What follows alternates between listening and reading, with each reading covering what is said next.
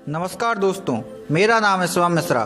स्वागत है आप सभी का मेरे YouTube चैनल पर। आज हम बात करने जा रहे हैं ऐसे मुद्दे पर, एक ऐसी विचारधारा पर जो हमारे देश के युवाओं को पथभ्रष्ट कर रही है।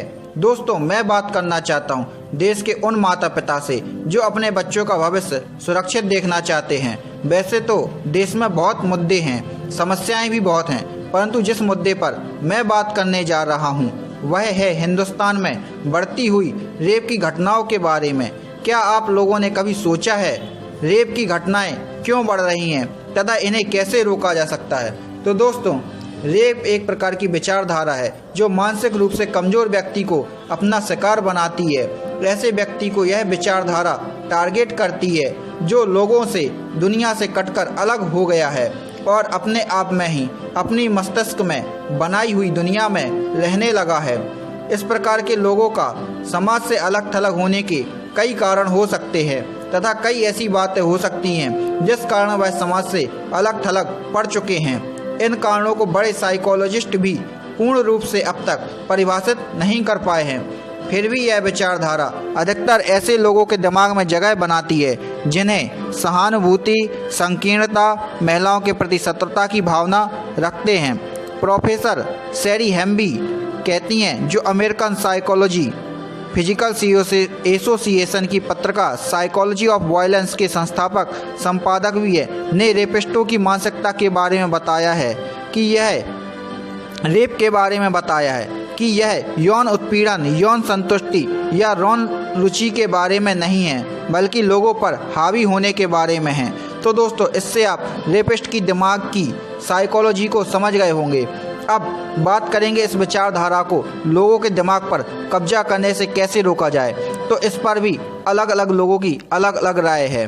बहुत से बहुसंख्यक लोग यही अपील करते नजर आते हैं, इन्हें कड़ी से कड़ी सज़ा दी जाए, और लोग अपने अपने नज़रिए से जिस सज़ा को ज़्यादा निर्दयी और दर्दनाक मानते हैं उस प्रकार की सज़ा की मांग करते हैं। परंतु कड़ी से कड़ी और निर्मम सज़ा देने भर मात्र से ही जुर्म नहीं रोके जा सकते हैं। इसके लिए हमें साइकोलॉजिकल तरीके से भी इस विचारधारा से लड़ना होगा, क्योंकि अज्ञानता को ज्ञान के प्रकाश से ही खत्म किया जा सकता है। इसके लिए इस विचारधारा को जड़ से खत्म करने के लिए हमें भारतीय संस्कृति की तरफ लौटना होगा, अर्थात अपने बच्चों, लड़कों एवं लड़कियों दोनों को रामायण का पाठ पढ़ाना होगा।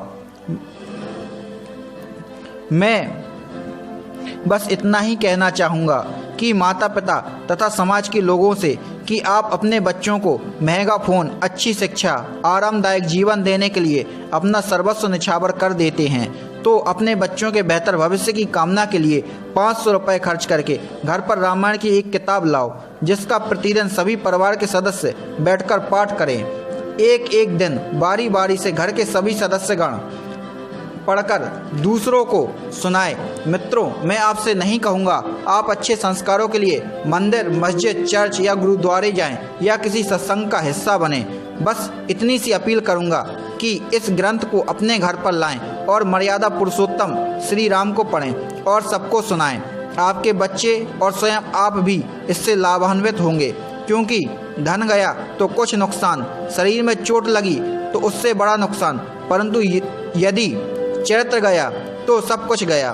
तो चरित्र को उज्जवल बनाना है तो रामायण का पाठ नितांत आवश्यक है। यहाँ पर एक छोटे से उदाहरण के बाद मैं अपनी बात को समाप्त करूँगा कि जब भगवान श्री राम को सुग्रीव जी सीता माता के गहने दिखाते हैं तो वह अपने अनुज लक्ष्मण जी से कहते हैं कि देखो अनुज, क्या यह सीता जी के आभूषण हैं? तो लक्ष्मण जी कहते हैं कि मैंने तो माता सीता जी के सिर्फ चरण देखे हैं और इससे ज़्यादा कुछ नहीं, और आपने एक बार कहा था कि माता सीता चंद्रमा जैसी सुंदर है, तो मैंने उस दिन से आज तक चंद्रमा तक को नहीं देखा है।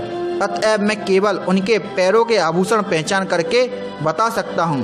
तो मित्रों, आप लोग इससे समझ गए होंगे कि अज्ञानता को कैसे ज्ञान के दीपक से मारा जा सकता है। दोस्तों, अगर आपको मेरी बात तथा टॉपिक अच्छा लगा हो तो यह वीडियो दूसरों को भी शेयर करें तथा मेरे चैनल को सब्सक्राइब करें। तब तक के लिए जय हिंद, जय भारत।